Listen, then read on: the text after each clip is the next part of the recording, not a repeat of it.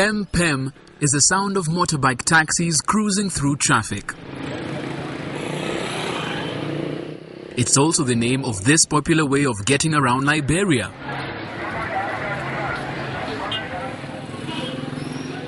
But Blama Fontana is using a Pem Pem to steer his life in a new direction. When I started riding motorbike, really, I wasn't going to school. But later on, I see that I was getting little money. I said it'd be better for me to start going to school. As I registered myself in a private school. On a busy day, Blama earns around 600 Liberian dollars, the equivalent of $8 US. Enough to foot the bill for $400 US in annual school fees. The 17-year-old came to Liberia's capital, Monrovia, 4 years ago. When I was small, you know, because my father is a Muslim, so during my small time, he sent me into a different country, which is Sierra Leone, to go and learn Arabic. But later on, 2007, my mother decided that I should go to school too, because a lot of people are going to school. They see that school is being so important in the society. His parents live in Lofa County, close to the country's border with Sierra Leone.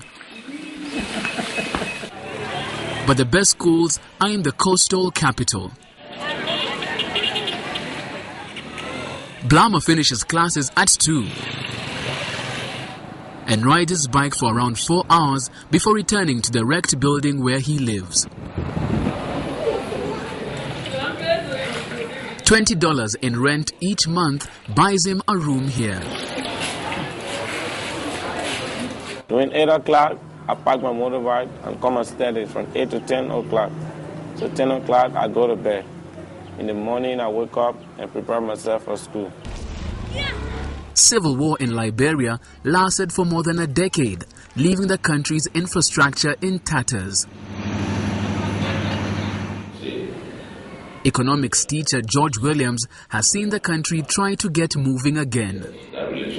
Because of the bad road condition, cars could no longer reach to places where they wanted to go, where people wanted to go.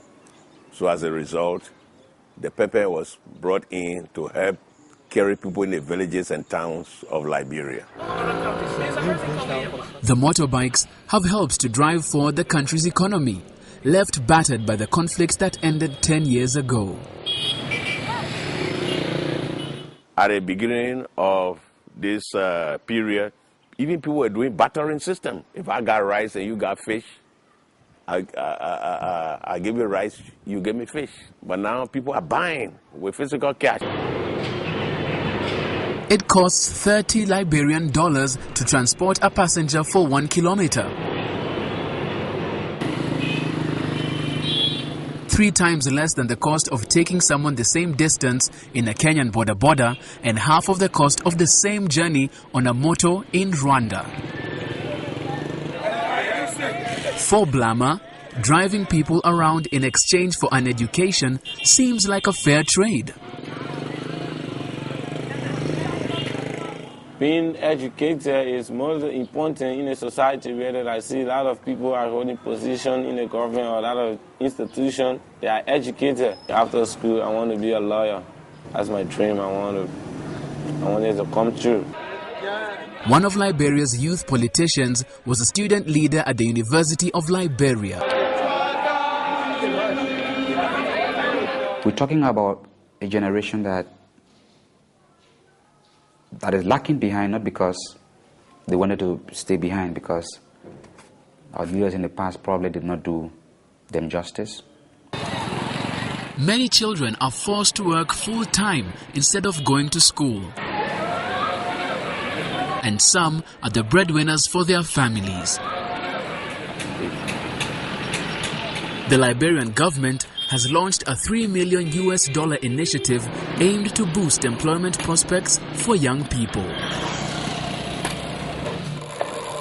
This has put the wheels in motion for more young people to get an education and slowly build towards the careers they want.